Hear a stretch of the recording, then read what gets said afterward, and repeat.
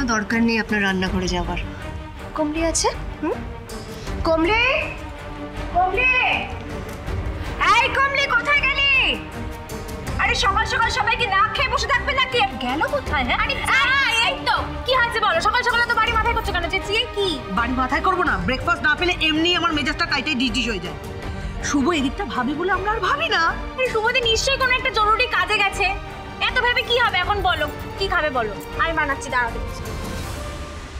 কাউকে কিচ্ছু করতে হবে না, ব্রেকফাস্ট রেডি আছে। এই তো শুভলক্ষ্মী এভাবে কাউকে কিছু না বলে বেরিয়ে গেছে বলে বাড়ির লোকজন না খেয়ে থাকবে সেটা তো হয় না। আমি সকাল থেকেই দেখলাম শুভলক্ষ্মী নেই, তাই নিজেই ব্রেকফাস্টটা বানিয়ে নিলাম। এই কমলি, বাড়ির সবাইকে গিয়ে বলো ব্রেকফাস্ট রেডি আছে, চলে আসতে। যাক বাবা, কেউ তো একজন দায়িত্ব নিল, তাহলে আমাকে রান্না করে ঢুকতে হতো। কেউ কেউ আছে জানেন তো, যারা নিজেদের ডিউটিটা কখনো ভোলে না। হাজার হোক, এখন তো আমিও এই বাড়ির বউ, আমার তো কিছু দায়িত্ব কর্তব্য আছে, তাই না?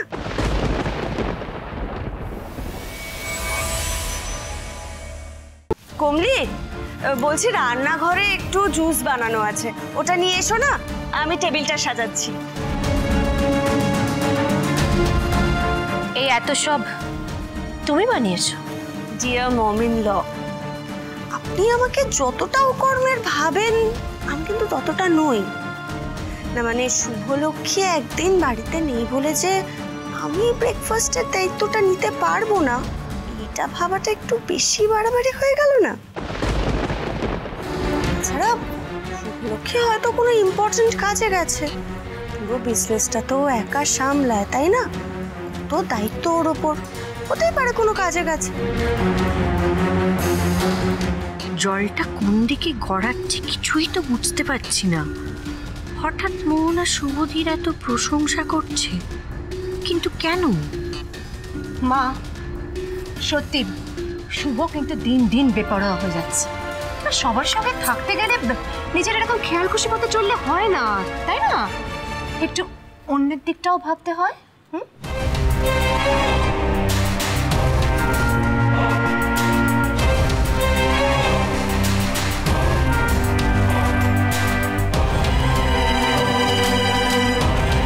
এসো।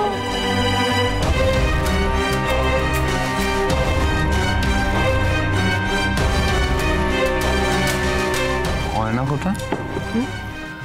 ও বাহ, অয়না ওই কি একটা ডান্স রিহার্সাল আছে বললো, আজ একটু শুভর সাথে কথা বল। দেখ এরকম ভাবে হুটহাট করে বেরিয়ে গেলে তো হয় না, না? অ্যাটলিস্ট তোকে যেন বলে যায়, তাই না?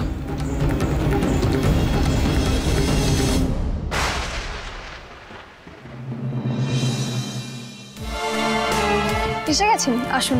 আচ্ছা, টেস্টের আগে একবার ডাক্তারবাবুর সঙ্গে দেখা করে আসুন, উনি আপনাদের একবার দেখা করতে বলেছেন চেম্বারে। ওকে, থ্যাংক ইউ। চল। কি হলো? আপনার কিন্তু আমার সঙ্গে না এলেও চলতো, আমি একাই সবটা ম্যানেজ করে নিতে পারতাম। আজকে তো বেশ খোশ মেজাজে আছো, কনফিডেন্স লেভেলও তো বেড়েছে। তার মানে তুমি বলতে চাইছো আমার সাহায্যের তোমার আর প্রয়োজন নেই, তাই তো? না না, আমি এটা একবারও বলিনি। আপনি কাল আমার জন্য যা করেছেন তারপর থ্যাঙ্কস বলাটাও অনেক কম বলা হবে মিস্টার সেন। আসলে আমি না আর চাই না যে আমার জন্য আপনি কষ্ট পান। তাছাড়া অভ্রর সঙ্গে আমার কথা হয়েছে, ও আমার সঙ্গে দেখা করবে বলেছে। দেখুন, অয়নার কেসটা হচ্ছে প্রেগনেন্সির একদম আর্লি স্টেজ। এই সময় মাকে খুব যত্নে আর সাবধানে থাকতে হয়। অথচ জানি না কেন উনি খুব স্ট্রেসের মধ্যে রয়েছেন। টেস্টগুলো আজই করিয়ে নিতে হবে। ওই তো আপনার পেশেন্ট চলে এসেছে।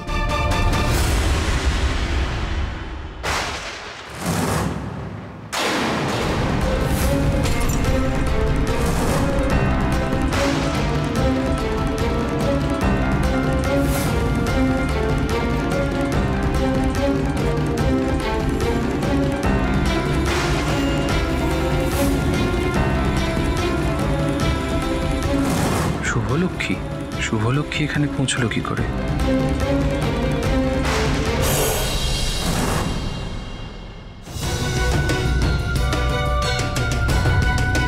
ফোনটা ধরছে না কেন শুভ? এতবার কল করছি, কোথায় গেল?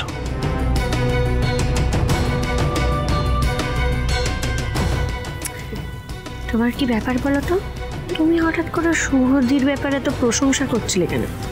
তুমি আবার প্ল্যান ট্যান কিছু চেঞ্জ করোনি তো?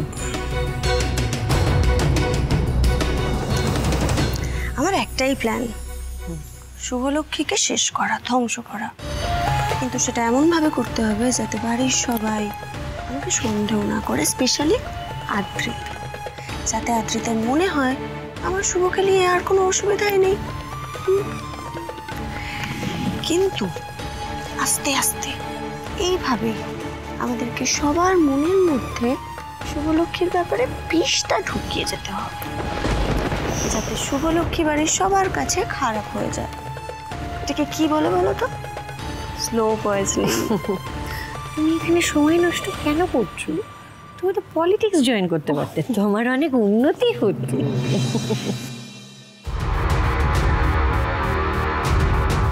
আদ্রিত বলছি যে শুভ ফোনটা ধরলো? একটা মিনিমাম সেন্স অফ রেসপন্সিবিলিটি টুক নেই। এতবার ধরে ফোন করছি, ফোনটা ধরছে।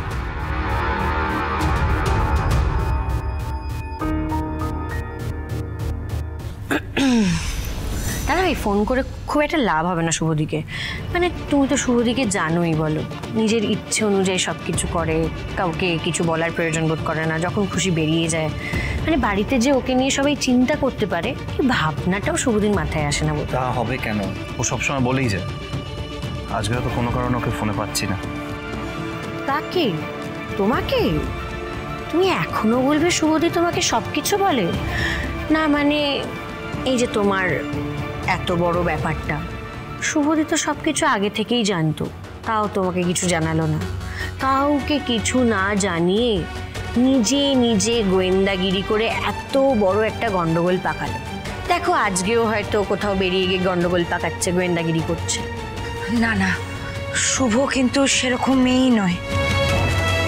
আন্টি দেখো, তুমি তো আফটার অল এই বাড়ির গেস্ট, অতিথি, মানে আউটসাইডার। তুমি তো খুব একটা জানবে না বলো আমাদের বাড়ির ব্যাপারে সব কিছু। তোমার মনে হয় আমাদের কনভারসেশনে না ইন্টারফেয়ার করাটা ঠিক হবে না। তুমি দুদিনের জন্য থাকছো, আমরা শুভদিকে যতটা জানবো তুমি কি পারবে জানতে?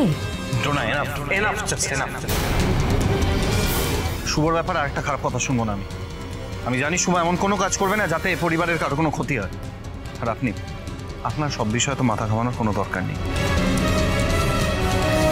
তোমাকে তুমি যতই ধমক দিয়ে থামাও আদি, আসলে যে আমার ওষুধটা ভালোই কাজ করেছে। এই দাওয়াই এখন তো ওকে রেগুলারলি চালিয়ে যেতে পারলে আমার কেল্লা ফতে। এই দেখুন, আপনার আর কোনো চিন্তা নেই। আপনি এবার চিন্তামুক্ত হয়ে যান। আপনার বাড়ির লোক অলরেডি কালকের সব টেস্টের রিপোর্টগুলো নিয়ে নিয়েছে। আর আজকে কি কি টেস্ট করতে হবে সে সমস্ত আমি ওনাকে বুঝিয়ে দিয়েছি। এবার আপনারা টেস্টগুলো করিয়ে নিন।